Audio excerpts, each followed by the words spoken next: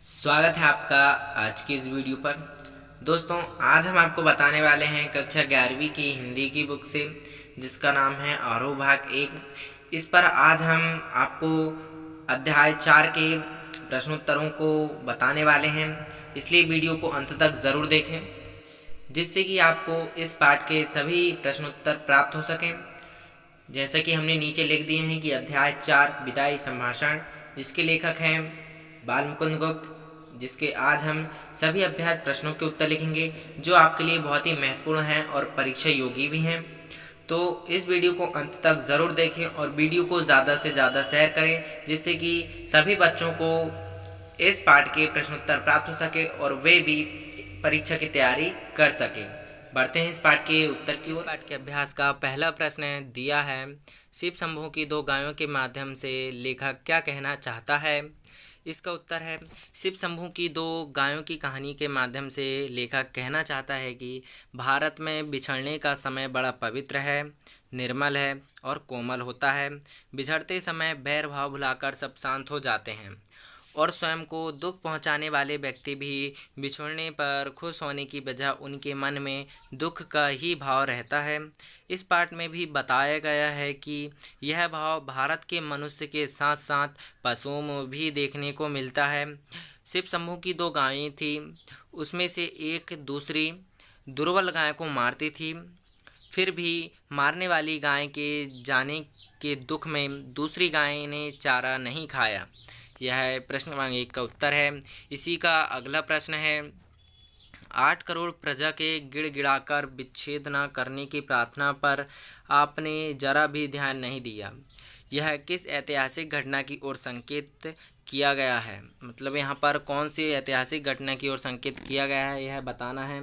तो इसका उत्तर है, यह बंग भंग की ऐतिहासिक घटना की ओर संकेत किया गया है।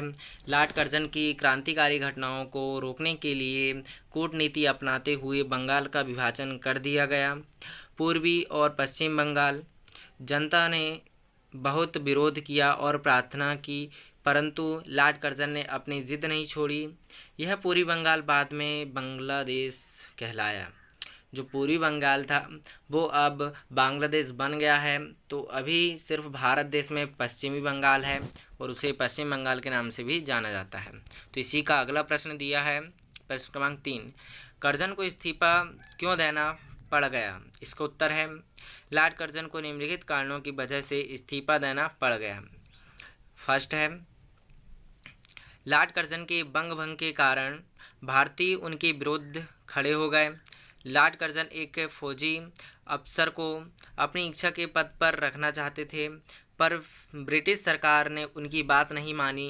उन्होंने गुस्से में इस्तीफा दे दिया। उन्हें लगा था कि शायद उनके इस्तीफा देने की धमकी काम करेगी, पर ब्रिटिश सरकार ने उनका इस्तीफा मंजूर कर लिया और इससे उनका भारी अपमान हुआ। फलस्वरूप उन्हें भारत छोड़कर जाना पड़ा। तो यह प्रश्न क्रमांक 3 का उत्तर था कि कर्जन ने इस्तीफा क्यों दिया। इसी का अगला प्रश्न है, विचारिए तो क्या शान आपकी इस देश में थी और अब क्या हो गई। कितने ऊंचे होकर आप कितने नीचे गिरे, आशय स्पष्ट कीजिए।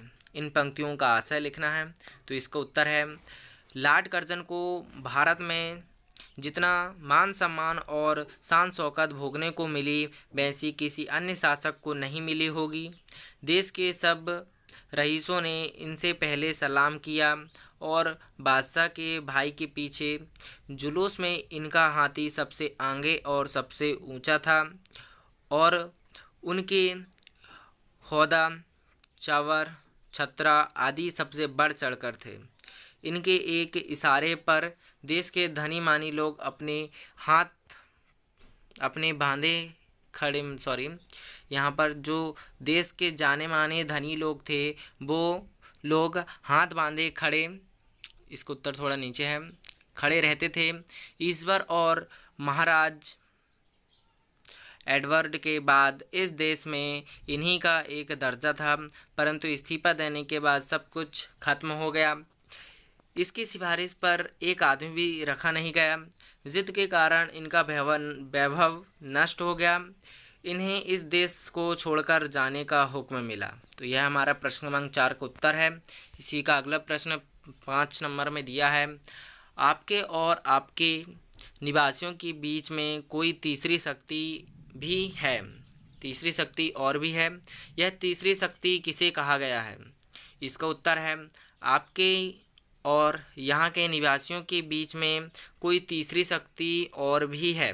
यानी लॉर्ड कर्जन और भारत के निवासियों के बीच में तीसरी शक्ति ब्रिटिश सरकार है। यही लॉर्ड कर्जन और भारत के निवासियों को नियंत्रित कर रही थी। उस शक्ति पर न भारतवासियों का जोर था और न लॉर्ड कर्जन का। वही शक्ति सर्वोच्च शक्ति थी। यह प्रश्न क्रमांक 5 का उत्तर है। इसी का अगला प्रश्न है प्रश्न क्रमांक 6। पाठ का यह है अंश शिव शंभू की चिट्ठी से लिखा गया है। शिव शंभू नाम की चर्चा पाठ में भी हुई है। बाल मुकुंद गुप्त ने इस नाम का उपयोग क्यों किया होगा?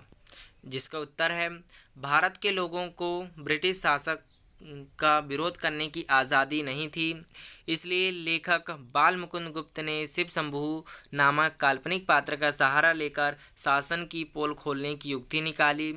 इससे वह सीधी कार्रवाई से बचे रहे। शिव शंभू सदा भांग के नशे में मस्त रहता तथा सबके सामने खरी खरी बातें कहता और ब्रिटिश शासन की बखिया उखाड़ता, जो शिव शंभू की चिट्ठी के नाम से जनता तक पहुंचाया जाता था। तो प्रश्न क्रमांक 6 का उत्तर है। इसी का अगला प्रश्न दिया है नादिर से भी बढ़कर आपकी जिद है। लॉर्ड कर्जन के संदर्भ में क्या आपको यह बात सही लगी? पक्ष या विपक्ष में तर्क दीजिए। जी हाँ, यह बात सही लगती है। नादिर शाह तानाशाह था। उसने यदि आपको दिल्ली की वीडियो जनता का पसंद आया है कत्लेआम तो करवाया प्लीज़ था। वीडियो को शेयर पर करें जब और लाइक करना ना भूलें। यदि आपने अभी तक इस चैनल को आसिफ सब्सक्राइब जाह नहीं किए ने हैं तो प्लीज़ तलवार उनके सब्सक्राइब कर गले लें, में रख दी जिससे थी कि इसी तरह की और वीडियोस आपको मिलते जो रहें। कत्लेआम जय था हिंद, उनको जय रुकवा दिया भारत। था। अगली वीडियो जो का नादिर इंतज़ार शाह करते ने हैं। दिल्ली की जनता पर कत्लेआम करवाया था, तो उसको जो आसिफ जाह थे उन्होंने रुकवाया था। उनके गले में तलवार टकराकर प्रार्थना की तो कत्लेआम वहाँ पर रोक दिया गया था। तो इसका आगे उत्तर है जो लॉर्ड कर्जन ने बंगाल का विभाजन किया, जनता ने बहुत प्रार्थना की परंतु लॉर्ड कर्जन ने अपनी जिद नहीं छोड़ी। इस संदर्भ में कर्जन की जिद नादिर शाह से भी बड़ी है, क्योंकि नादिर शाह ने तो तलवार अपनी जब गले में आई तो उन्होंने कत्लेआम को रुकवा दिया था, लेकिन यहाँ पर कर्जन ने नहीं रोका अपनी जिद को। इसी का अगला प्रश्न है प्रश्न क्रमांक 8। क्या आंख बंद करके मनमाने हुक्म चलाना और किसी की कुछ न सुनने का नाम ही शासन है? इन पंक्तियों को ध्यान में रखते हुए शासन क्या है, इस पर चर्चा कीजिए। इसका उत्तर है शासन का अर्थ है सुव्यवस्था या प्रबंध। शासन व्यवस्था में शासक और प्रजा दोनों की भागीदारी होती है। प्रजा को अपनी बात रखने का पूरा हक है। कोई भी शासक अपनी मनमानी नहीं कर सकता, उनसे प्रजा भी सुनी पड़ती है। तो नीचे दिया है पाठ में दिया गया है कि लॉर्ड कर्जन जनता पर अपना मनमाना हुक्म चलाता था और जनता की विनती को अनसुनी कर देता था, जो जनता के साथ अन्याय था। यह कृत्य एक अच्छे शासन की निशानी नहीं है। यह एक अच्छे शासन की निशानी बिल्कुल नहीं थी।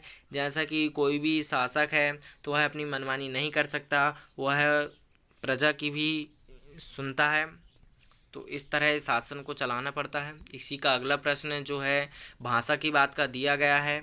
चूँकि अभ्यास के प्रश्न अब समाप्त हो चुके हैं तो भाषा की बात के प्रश्न देख लेते हैं।